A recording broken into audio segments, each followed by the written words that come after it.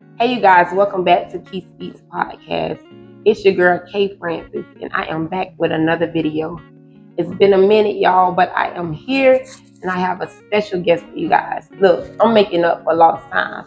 This guest is going to be simply amazing.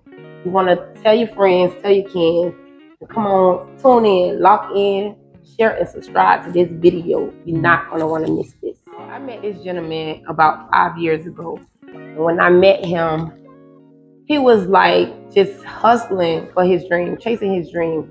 I never seen someone with so much ambition and so much faith and courage to go for what he desired to do. And I'm just gonna leave it there and let him introduce himself, y'all. Like I said, a special guest, very special guest, the one and only Choszn1ne. What's good, everybody? Thank you guys so much for having me. It's a blessing to be here. It's his family, so of course I had to be here to tap in. What's up, man? I appreciate you being here. I thank you for taking the time out. I know you've been busy. You had a lot going on this week, but you came home. You always, when you home, you always come back and show love. Oh yeah, always. That's to your peeps, and that's what's up, man. That's you guys have definitely like shown love to me since I was legit. So y'all always family. So I'm always come back and support every single time. That's what's up, and we appreciate it.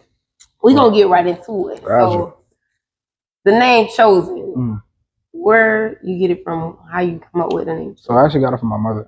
Because my mother told me multiple times, she told me this story multiple times of how there's so many things that were trying to stop me from being born. And there were so many things that were trying to stop me from fulfilling my purpose that God gave to me. And like, when I was going to be born, the doctor was trying to tell my mother to abort me, because of the fact that I was going to be born with autism. With what? Autism. That was their report? Yeah, that was their report. And they were telling her, like, you don't want to bring a baby into this world, knowing he's not going to be okay. It's selfish, trying to tell her that she's selfish. And so she was at home praying to God, and a commercial came on the TV, and she sent in an offering on the TV. She still has a receipt to this day. Wow. She sent in an offering and prayed to God that I will come out 100% healthy. And ever since the day before I was born, they kept saying abort him. I came out that womb 100% healthy. I mean, look at you. Yeah, nothing was wrong. Nothing was wrong. Nothing was going on. And it was just so many things, like my father passing at an age that I was so young, and me not getting to experience the full thing of having a father there to teach you the step of the ways of how to be a man and how to really connect with the world in different ways. And I feel like I've faced adversity at a really young age many different times. And that's where that hustle comes from, that drive. Yeah, like I mean, it was real. Like every time I talk to you, every time I'm like, what he at? Where he at? Yeah, I ain't waste no time, because like the thing about it, I'm the only one in my family that has not graduated or went to college. And that has not. And the thing about it is, I felt like God was calling me to something. I didn't know what it was, but I knew where he was trying to draw me to. And me and my family were stopped talking for a while, because keep in mind, we're a Caribbean family. Caribbean families, we say, go to school, go to college, get a good job, work. My goal, I want to work so I don't have to work anymore. You know what I'm saying? And it was just a lot of headbutts, because nobody really understood where I was coming from at the time. And keep in mind, I understand their point of view, because, you know, as older people, you see your younger brother or you see your son, and they're young, they don't really know much, but they think they know. Yeah. But I knew at the time what God was telling me to do. You know what's crazy? I was one of the ones that was telling you, nah, man, don't do it. Like, stay in school. And I'm glad, like, it's so crazy about, you say something was, like, you ain't say something, but you say God was pulling you towards music. Like, you couldn't resist it. It was a part of you. Yeah. And you ain't I mean, you respect your mom, you respect everybody that was around you, but at the same time, you knew what you need to be doing. You knew, like, you couldn't resist. Yeah, I couldn't. Music. I couldn't. It wouldn't wouldn't sit right with me if I just gave up. Yeah, you wouldn't be happy. I wouldn't be. No, not at all. So you say the doctors told your mom that you would be artistic. Yeah, literally. Like, wow. So they saw something, but what they saw, they misdiagnosed. Because you are highly gifted in so many ways. You play the drums. You sing. Play guitar, piano. You write. I mean, some of everything. So they saw something, but they didn't know exactly what they saw. They was wrong about what they saw. Definitely wrong. And it's crazy because I done heard that so many times. I have people close to me that have got that same report. And same similar situation where their kid is fine. Perfectly fine. I mean, they ain't make it to where you done made it yet, but who knows, you know? Yeah. But for your mom to grab hold of faith and God to put that desire in her to want to keep you and not abort in spite of what the outcome circumstances would be. Yeah. That's simply amazing. And I was actually just having this conversation with my mom before because we were just talking about different POVs from other people's POVs and mine. And like this lady asked me earlier, she was like, if I were to become famous, would I like it? It's not easy. It's not easy at all. It definitely takes adjustments. Your lack of privacy is gone. You can't go to certain places. You gotta watch who you talk to and say what you talk about because there's eyes everywhere. Oh yeah. And everybody thinks it's all peaches and cream once you get to a certain level. You still have to work. The work just gets harder. Oh yeah. The work gets harder and harder. It doesn't get easier until you're really like set up. But in reality, you're just gonna keep working.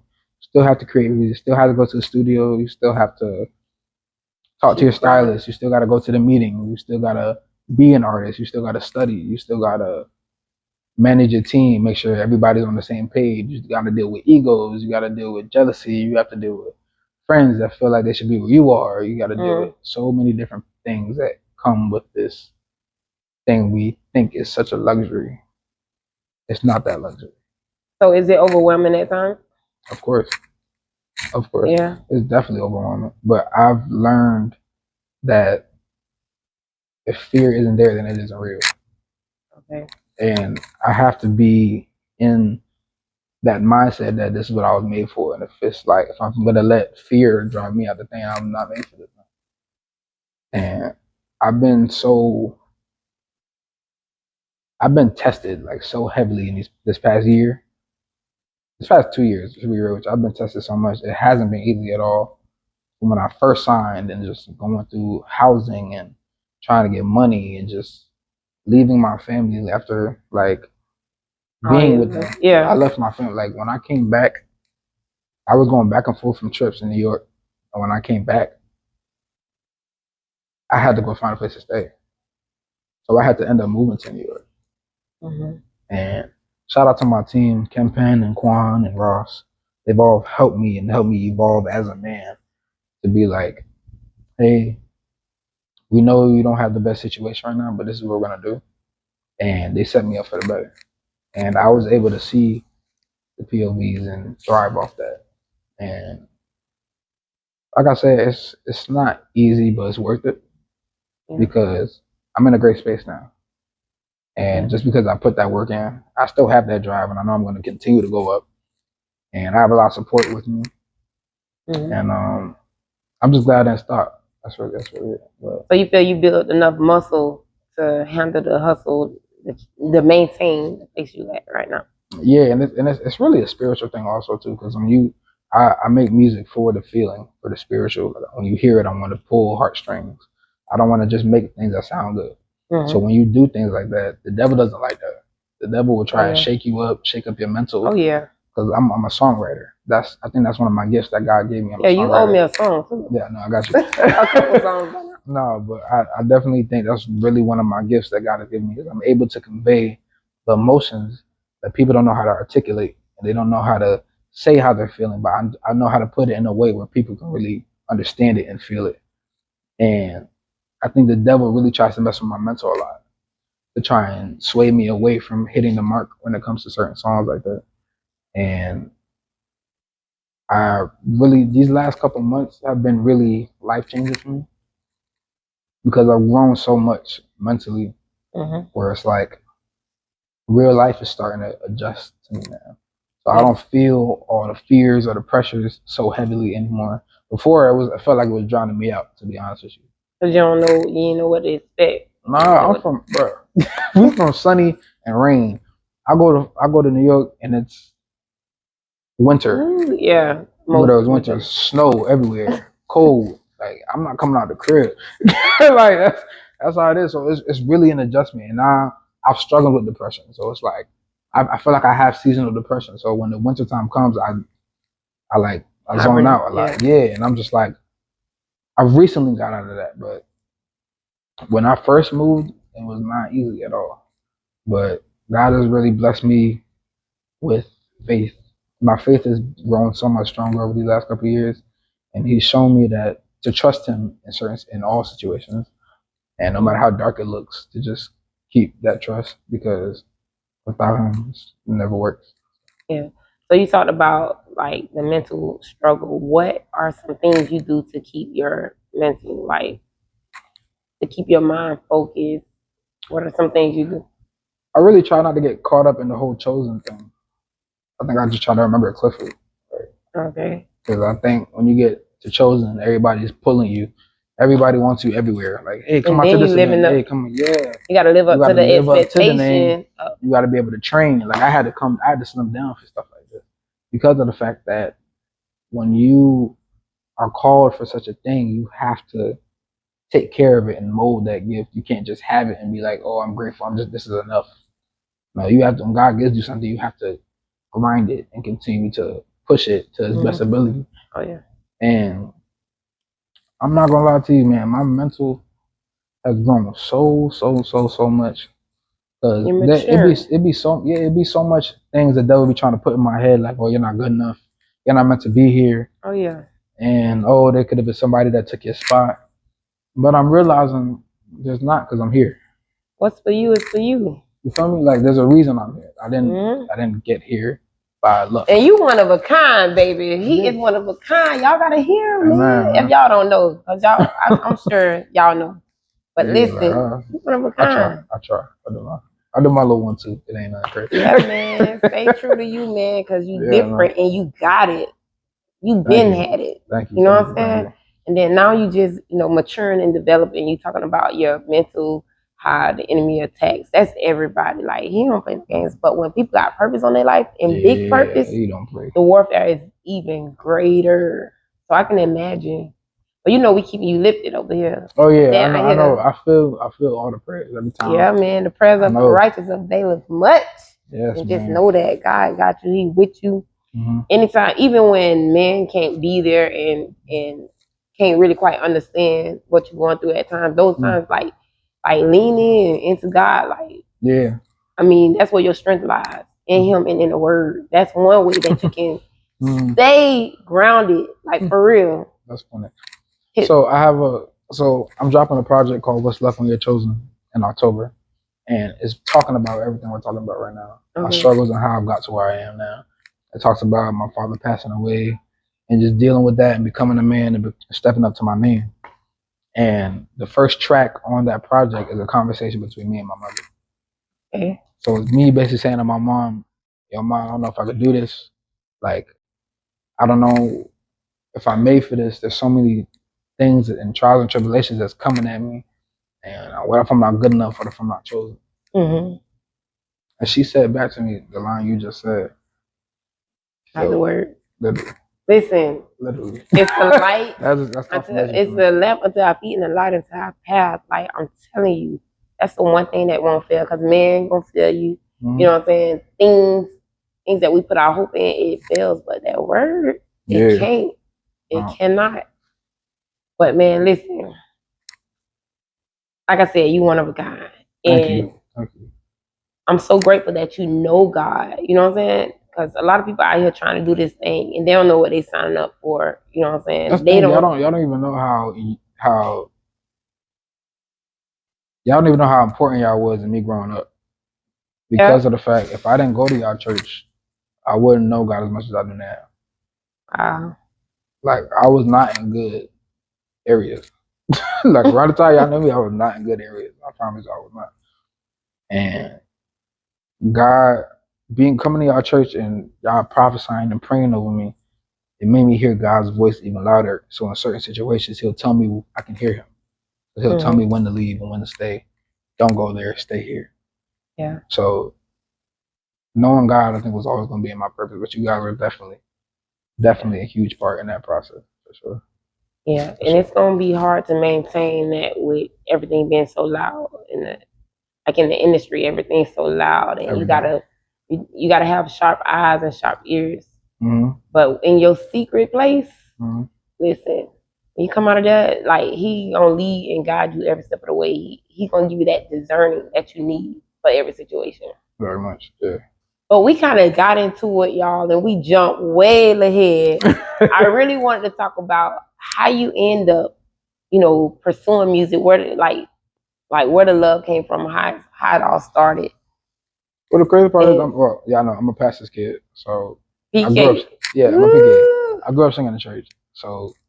Oh wait, you're a PK and you from the island, so you had some parents that probably did not agree with you. Oh, if my father was alive right now, I wouldn't have none of this shit y'all see on me right now. I would have no tattoos, no earrings, no dreads, no earrings, none of this. So you just done went all out. He done went all out. God rest his soul. He knows he wouldn't let none of this slide. But God, exactly.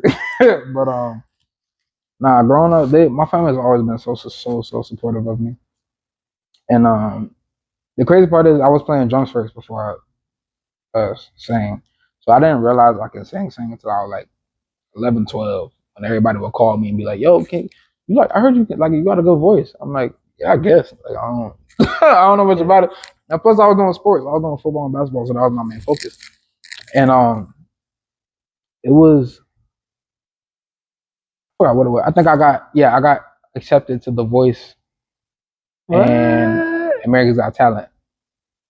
So the crazy part is, the first time when I got accepted to The Voice, my brother passed away on Christmas. Wow. The second time I got accepted to America's Got Talent, my grandmother passed away. And that really, I was mad at, I'm not gonna lie, I was mad at God. I was questioning him, like, why do you keep doing this to me? Every opportunity I get to change my life, something keeps happening to somebody I love. Yeah. And God shut me out, and literally I heard God clear as day saying, "That's not your path." And it was time for them to come home. Wow. So I try my best not to question God, because I know God's plan is over every other plan. And I knew it was God because when my grandmother passed, she literally waited for me to get home. Every time I got home, so my grandmother just kept getting sick over time. And for the last week or two, she was not speaking, not saying any words, but she was, you could see her eyes, she was moving her eyes around, but she was not speaking. And she waited for me to get home before she took her last breath. I walked through the door. Keep in mind, she was not talking. I walked through the door, gave her a kiss on the forehead. I said, "Grandma, I love you." She said, "I love you too." I walked to the room. Literally 2 minutes, my mom busted in the room saying she just passed away. Wow. So I'm like, there's so many signs that I know God is there, watching over me in the slightest ways, even when I don't feel it. And I'm just like, sometimes I question myself, like, why me? Like, what about me is so special? And I'm still figuring that out to this day. I don't think. Oh yeah, you probably never know. Yeah, I probably never know. I'm still trying to figure it out. Tell the Lord thank you. Why me? Like, I don't. For real, like. Tell the Lord thank you, because some people want to be in your position. Listen. I still question it to this day, and God just shows me.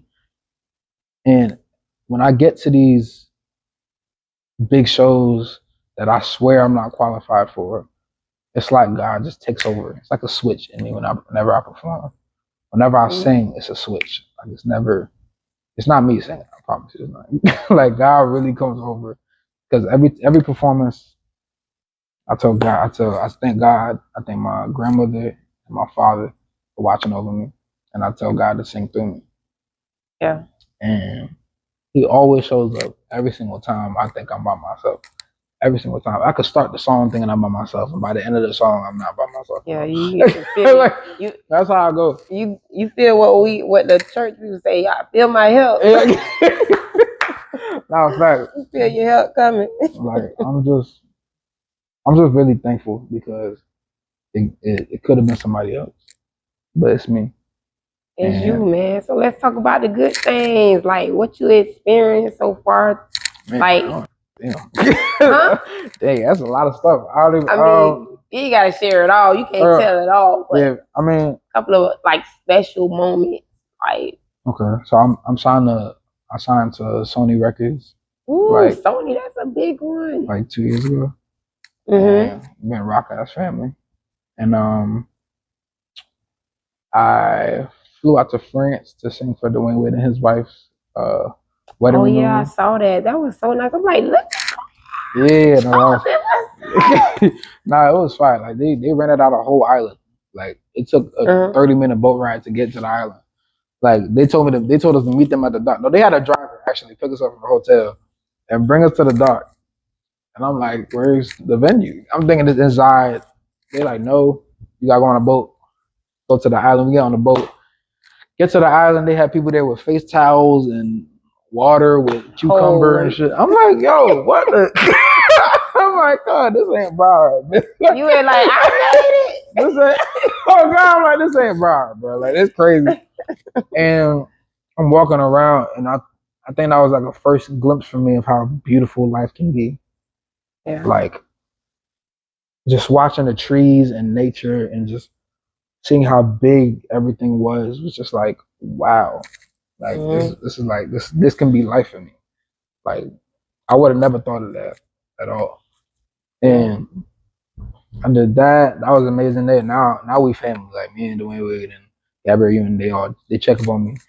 That's and he was actually the one that recommended me to do the national anthem at the Miami Heat game. So I did that, and then open doors. No, facts. Another door. I saw that too. Yeah, that one went crazy. What else I did? I did so much stuff. Oh dang. Okay. So how you feel? Like you had the national anthem. Like, first of all, you in front of Dwayne Wade. You singing for Dwayne Wade and Gabrielle Union, some of the biggest people in the world right now. You singing. Yeah. The crazy part is, it wasn't even like me singing to a track, and it was last minute. They were like, yo, we've been trying to get in contact with Choszn1ne's team. And then they ended up getting in contact with me. And it was like, we want Choszn1ne to perform, but the only thing is, it cannot be any tracks because it's a very intimate thing. It's only family and little friends. They said it can only be me, a mic, and a guitar. Oh, you got that. I was like, I started out like that. I started out like that, like just me and a guitar. I was like, okay, cool. So me and my manager, we went to work mode. We was rehearsing every day of the week. Like, okay, these are the songs we're gonna do. Let's do it. Let's throw a cover in there so they give them something they could sing. We can all sing together. And just just get the crowd involved. It was just that was like a really like good artist mode. So after that, like, it's like, dang, I just sung for Gabrielle.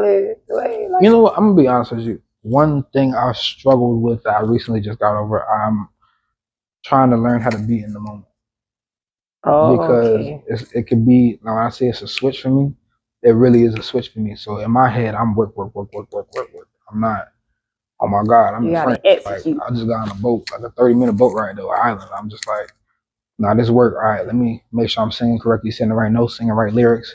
Make sure I get the crowd involved. Let me make sure eye contact. Make sure you look confident. That hustle mentality, you see it, y'all. Like, is that like? It's a lot. There's so much things that go into this. I promise you. So I probably would have. Listen, I probably would have read that because I would have been starstruck. Like, oh shoot! Like, but he had it from. I'm telling y'all, he had it from day one. Like, from the time I met him, this man stayed in the studio all the time. He would stay performing. Like, I see how you can, somebody like him can make it. Like, not just like, I'm a person of faith, right? And I done been around, like, we've been blessed to be around, like people like Uncle Reese, like people that have made it. Like, we've been around some talented and gifted people.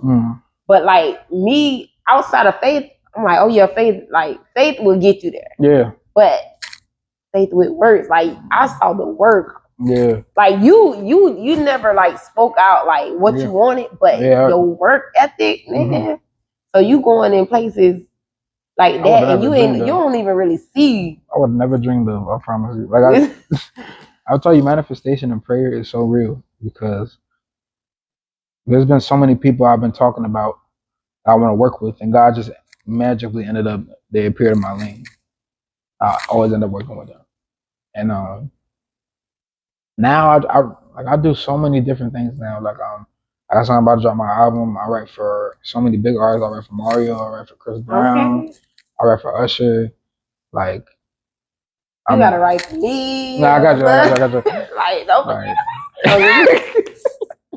Nah, but I got so many different things on my belt, and I'm like, I ain't got any money, but I'm only 22 now, so it's like that's amazing, man. God be all glory, man. Yeah, I'm really excited about the future though. I feel like God has something really big that He's not showing me yet, and it's another big thing where it's like I be asking God, can you show me how great I'm going to be? He will not give me a glimpse. Man, why faith? Don't worry about sight. And I feel like God's not showing me because of the fact that when you know how great you can be, it can change your ego and change change who you are as a person. And I think God wants me to stay this person that I am, but just evolve. But how big you want to be? I'm just asking. I want to change the world. That's what's up. I want to be one of the biggest names that you know in time. Like I want to be. When you say change the world in what way? With the sound, I feel like there's a lot of music nowadays that's good to hear, but not good for your soul. Okay. It's not healing. Like I said, I want to make music for the healing. Like, what's up? A lot of music. Like if you guys listen to my music, it's healing. It makes you can close your eyes, you can smile, and feel good. You want to be able to listen to my music in the morning, and your rest of your day is good. And your rest of your day is changed. You approach it a different way. You'll be surprised how the little things can really change how your mind works when you approach different things. That's why I be careful what I listen to. I be careful what I digest because of the fact that my whole mood can change like this. And I want to be one of the reasons the world is a better place. So how disciplined are you? Because like you say you want your music to bring healing and all this positivity, but you know, with a lot of music today, it's the quite opposite. It's a lot of music talking about sex, drugs, and the crazy part is the thing money. I feel like love is one of the most beautiful things in the world. One of the most beautiful things God ever created, and I want to talk about all the sides of it.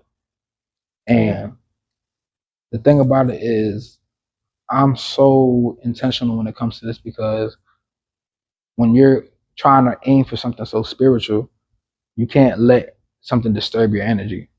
So I'm very careful who I let in the studio with me when I'm recording. My team and me are like one. We make sure that the atmosphere is set when we start recording. We pray before every session. If we don't pray before the session does not go good. But every time we pray, we always come out with a hit or release a really good rough draft so we can work on it. But I'm very disciplined when it comes to making sure that we hit that mark because of the fact if you can close your eyes and feel what I'm saying and see it, then I've done it. That's what's up.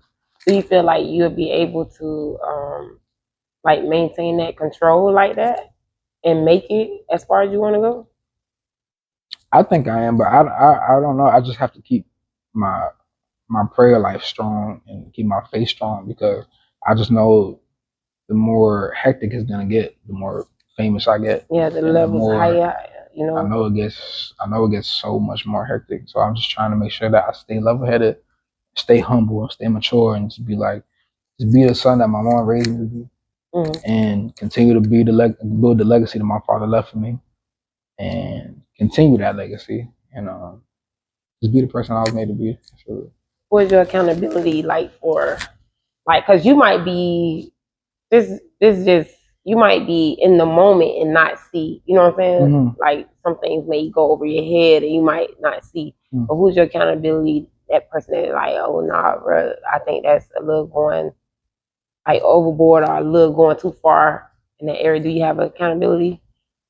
Like for when you don't see things that'll catch things that probably don't line up. Oh, like a person that has my back, kind of like that, sees everything. Definitely my manager. Yeah. Okay, definitely. You can trust him like that. Oh no, he's looked out for me since day one, no matter what it was. He'll give me the shirt off his back. And the thing about it, we bonded so quickly. And the thing about it, when I went viral in the Shade Room for the Hood Christmas carols and everything, there was so many labels hitting me already. Like there was like 15, 16 different labels trying to fight to get me. And I saw Ken's message. Ken sent me. The thing about it, Ken didn't want to send a message because he saw all the labels already hit me, so he thought he was too late. And he said he was already sick. He was already dealing with another artist who was a pain in his behind. And he said God told him that if he didn't move on me, he would regret it. And I was, keep in mind, I don't know any of this. So I'm just like, oh yeah, all these labels hitting me. This is cool. This is so cool. So I'm just like, I don't feel right just going to a label yet. And everybody's like, yo, just sign, bro. I'm just like, nah, I'm not feeling it yet. And I was really just trying to move on God because I was praying. So I was like, I've heard so many stories about how the labels have messed people over. Mm-hmm. And you made the wrong decision and you just down on your butt. You got nothing. And Ken sent me a message. He was like, hey, man, I don't know if anybody reached out to you yet, but I would love to get on a call with you. Mm-hmm. And keep in mind, I have like 1,500 messages scrolling and his stuck out of everybody. His stuck out of everybody. And somebody just told me to press it. Got on the phone.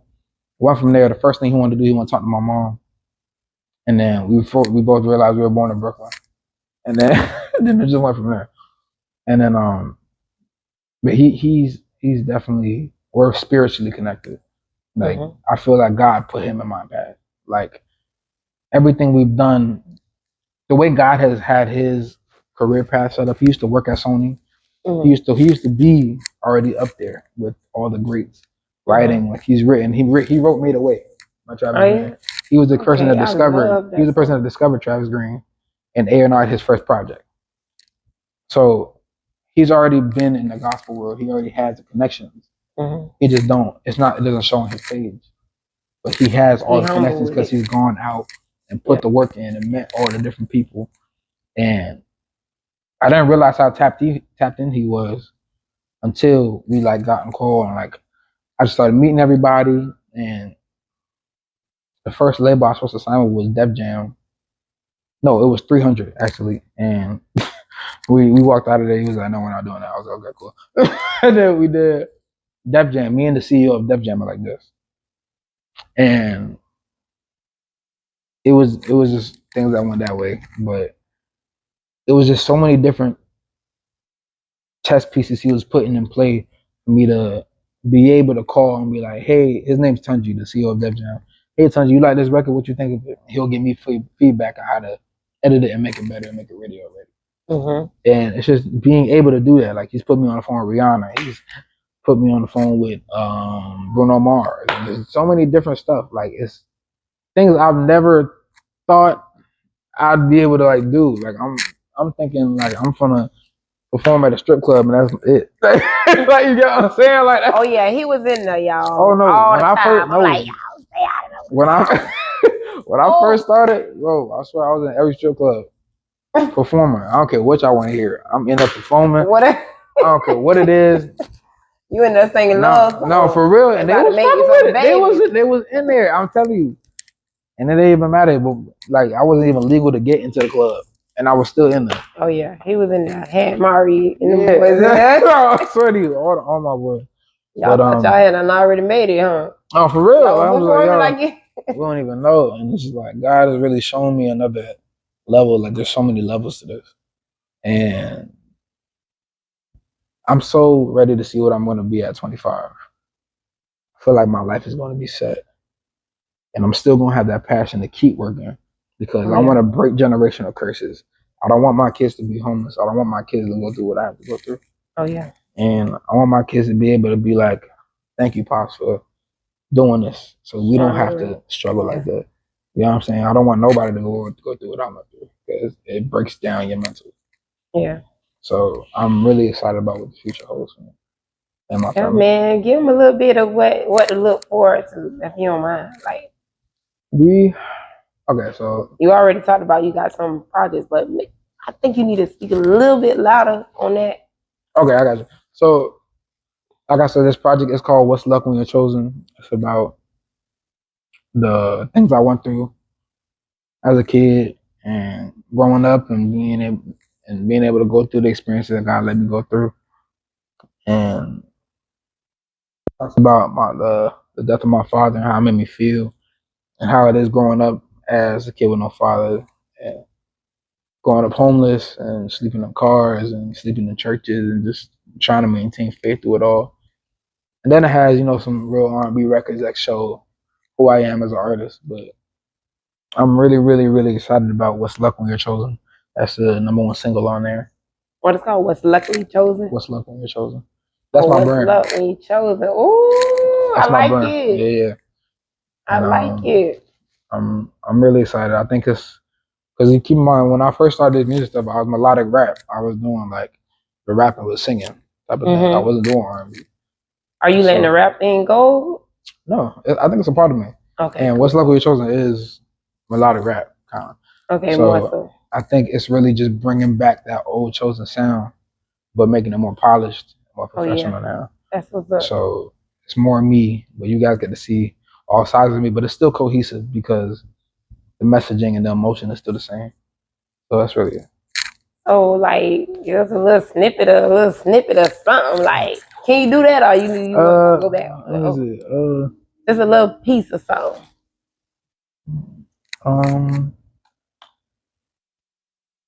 I think the chorus of What's Luck goes like, "What's luck when you're chosen? I told them trips to the skies I'm going, trips to the skies I'm calling, cheers to a better life. What's luck when you're chosen? I told him trips to the skies I'm going, trips to the skies I'm calling, cheers to a better life. Sleepless nights in my car, dreams in the rear view, writing verses to the rhythm of my feet too, searching for a feeling, dreams in the ceiling, prayed every night just to feel like I'm healing. Never thought I'd see the light, yeah. Had to close my eyes and look inside. Oh, me on the other side. What's luck when you're chosen? I told him. Trips to the skies, I'm going. Trips to the skies, I'm calling. Cheers to a better life. What's luck when you're chosen? I told him. Trips to the skies, I'm going. Trips to the skies, I'm calling. Cheers to a better life. Yes. Y'all better get on, boy. If you don't know, now you know. That boy Choszn1ne. Coming soon, October 29th. October 29th. October 29th, man. I'm locked and loaded. I'm on that. Yeah, I'm gonna make sure everybody gets everything. I'm gonna give y'all a preview for everything. Ooh, yes, that's what you call favor. Appreciate it. Amen. Man, listen, I am glad. I thank you once again for coming to show your girls some love. Of course. And now that they know about you, go ahead. You still ain't share this video. Go share and subscribe. Yeah, do all that. And show my boy some love. Yeah, you guys can follow me on all social media platforms. That's CHOSZN, #1, and then NE. So it says Choszn1ne. Thank y'all so much. Boy Choszn1ne. And we out.